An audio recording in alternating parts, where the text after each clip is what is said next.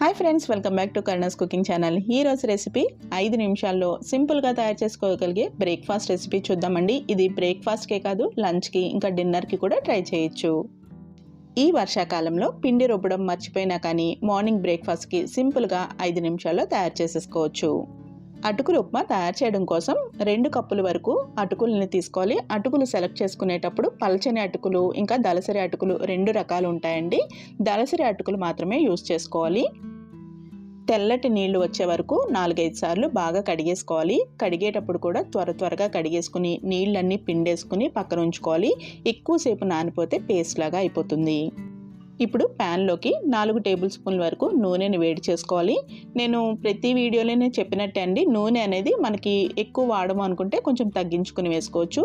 నూనె కాగిన తర్వాత 1 టేబుల్ స్పూన్ జీలకర్ర, 1 టేబుల్ స్పూన్ ఆవాలు, 2 టేబుల్ స్పూన్లు శనగపప్పు, 3 టేబుల్ స్పూన్ల వరకు వేరుశెనగ గుళ్ళు వేసుకుని వేయించుకోవాలి. దీంట్లో జీడిపప్పు కూడా ఇష్టపడే వాళ్ళు వేసుకోవచ్చు. స్టవ్ని లో ఫ్లేమ్లో పెట్టుకుని నెమ్మదిగా వేయించుకుంటే ఈ పప్పులు అన్నీ కూడా లోపలికంటా కూడా చక్కగా వేగుతాయి. వేరుశెనగుళ్ళు చక్కగా వేగి కొంచెం కలర్ చేంజ్ అవుతుంది అన్నప్పుడు ఇలా కరివేపాకు వేసుకుంటే పోపు మాడిపోకుండా ఉంటుంది. కరివేపాకు కొంచెం వేగిన తర్వాత దీనిలోకి 5-6 పచ్చిమిరపకాయలని చీరికల్లాగా కట్ చేసుకుని వేసుకుని వేయించుకోవాలి.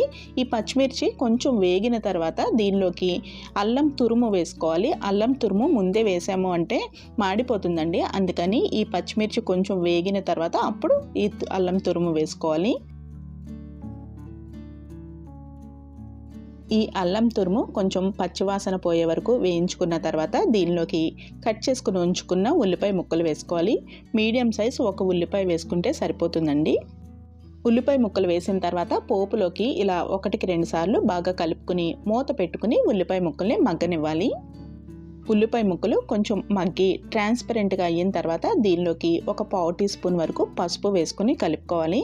మనకి కూరల్లోకి ఉల్లిపాయ ముక్కలు అంటే గోల్డెన్ బ్రౌన్ కలర్ వచ్చే వరకు ఫ్రై చేసుకుంటాం కదండి, కానీ ఈ అటుకుల ఉప్మాలోకి మరీ అంత బ్రౌన్ కలర్ రావాల్సిన అవసరం లేదు, కొంచెం వేగితే సరిపోతుంది. ఉల్లిపాయ ముక్కలు కొంచెం మగ్గి సాఫ్ట్గా అయిన తర్వాత దీనిలోకి 1/4 కప్పు వరకు క్యారెట్ తురుము కూడా వేసుకుని కలుపుకుంటే బాగుంటుంది. క్యారెట్ ఇంకా బఠానీ లాంటివి కూడా వేసుకోవచ్చు. ఇప్పుడు దీనిలోకి కొంచెం ఉప్పు, అంటే మనకి ఈ ఉల్లిపాయ ముక్కలు క్యారెట్కి సరిపడా ఉప్పు మాత్రమే వేసుకుని కలుపుకోవాలి. మనం అటుకులు వేసిన తర్వాత మళ్ళీ సాల్ట్ వేసుకుంటాము, అందుకని ఇప్పుడు మాత్రం దీనికి సరిపడగా మాత్రమే కొంచెం వేసుకుని కలుపుకోవాలి. ఇప్పుడు దీనిలోకి కడిగి రెడీగా ఉంచుకున్న అటుకులు కూడా వేసేసుకోవాలి. అటుకులు చూసారా, పొడి పొడిగా, మనం కడిగిన తర్వాత కూడా పొడి పొడిగా ఈ విధంగా ఉంటేనే అటుకుల ఉప్మా బాగుంటుంది. అటుకుల ఉప్మా ఇలా పొడి పొడిలాడుతూ పర్ఫెక్ట్గా రావాలి అంటే అటుకులు ఎక్కువసేపు నానబెట్టకూడదండి. వెంటనే కడిగేసుకుని త్వరగా నీళ్ళని పిండేసుకుంటే మనకి ఇలా పొడి పొడిగా వస్తుంది. పోపు అంతా కూడా కలిసేలాగా ఇలా కలుపుకున్న తర్వాత దీనిలోకి కొంచెం ఫ్రెష్ కొత్తిమీరను కూడా వేసుకుని కలుపుకోవాలి. ఇప్పుడు ఒకసారి టేస్ట్ చెక్ చేసుకోవాలి. మనం ఆల్రెడీ ఉల్లిపాయ ముక్కలు ఇంకా క్యారెట్ తురుముకి సరిపడగా ఉప్పు వేసాం కదండి.